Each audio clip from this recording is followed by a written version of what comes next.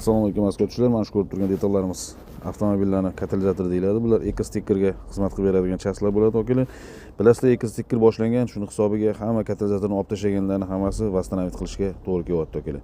Bu Cobalt'imizda katalizator katalizator eriganini ko'ryapsizlar, o'rtachasi polni erib ketgan. Buni mijozlar, ustalar yechadi-da, tagidan tepadan qaraydi-da, yaxshi ekan deb o'ylaydi. Aslida katalizator o'rtasidan eriydi akalar, shuni bilib olinglar.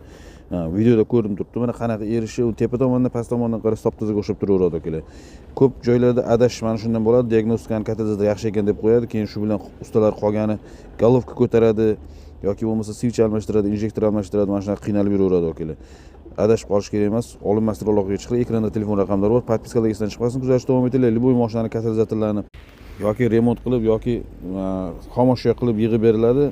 Undan tashqari sensorning dashlar programka bo'ladi akalar, kompyuterning diagnostika, programma, xohlagan stage programmalarimiz bor. Podpiska, like.